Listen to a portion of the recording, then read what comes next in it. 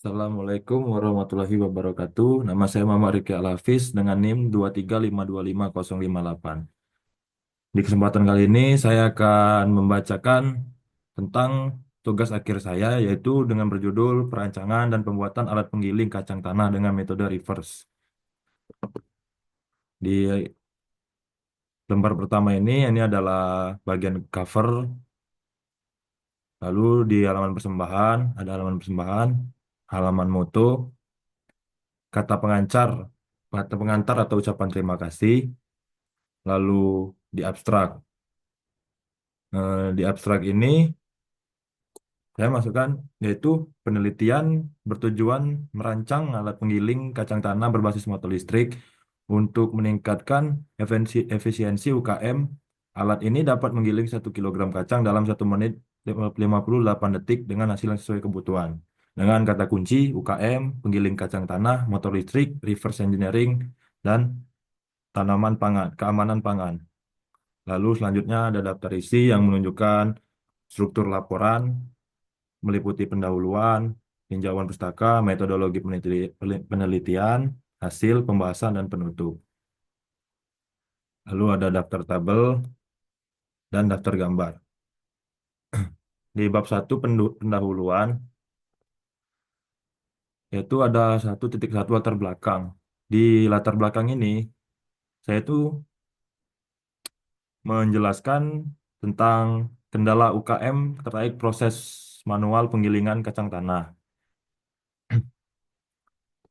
Lalu di rumusan masalah itu adalah bagaimana merancang alat penggiling yang lebih cepat dan efisien.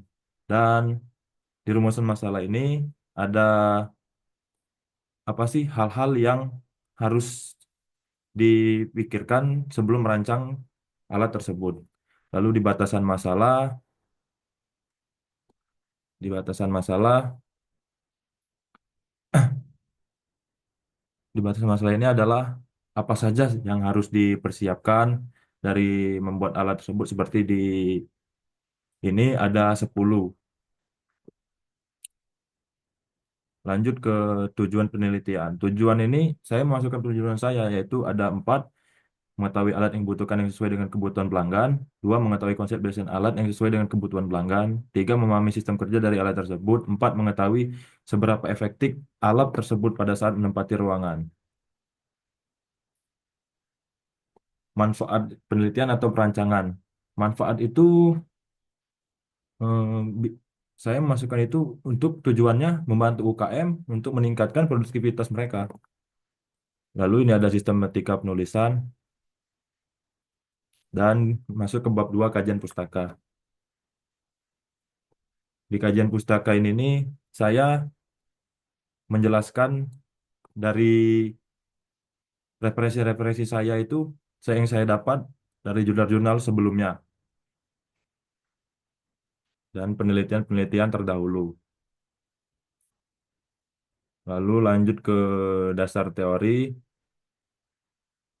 Di dasar teori ini saya memasukkan penjelasan tentang kacang tanah dan apa itu metode reverse engineering, lalu menjelaskan tentang design thinking, dan di design thinking ini pun ada 5, 5 yang harus yang har- yang sudah saya jelaskan, yaitu dari empathize, define, ideate, prototype, dan test. Lanjut ke bab 3 metode penelitian. Nah, di bab ini di 3.1 ini adalah alur penelitian yang harus dilakukan, yaitu mulai dari empathize, kajian literatur dan studi lapangan, identifikasi masalah dan tujuan penelitian. Lalu lanjut ke define dan ada mengidentifikasi masalah. Ke ideat, menentukan konsep produk. Nah, di sini lanjut ke membuat dan mengembangkan desain. Pada saat kita membuat desain tersebut, jika desain belum memenuhi kriteria, maka harus dikembali lagi ke membuat dan mengembangkan desain. Apabila desain sudah memenuhi kriteria, kita akan lanjut ke prototype, lalu ke tes dan analisa hasil tes. Dari MB testnya itu Saya adalah mencari informasi mengenai produk apa yang seperti yang dibutuhkan seperti kacang gilingnya yang gimana, dan dari situ pun saya dapat ide setelah melihat dari warung-warung makan yang menggunakan bumbu-bumbu kacang, dan mereka menggunakan alat penggiling manual yang masih menurut saya tidak efisiensi waktu, karena dalam 1 kilogram kacang tanah itu butuh butuh beberapa menit untuk menggilingnya secara manual. Lalu lanjut ke tahap define. Ini adalah tahap kedua ini penulis melakukan adalah proses penelitian. Lanjut ke ide. Ide ini adalah saya mengembangkan ide ini dalam bentuk konsep, gagasan, terus apa-apa saja sih yang harus dipersiapkan, dibuatkan itu dalam pembuatan alat ini.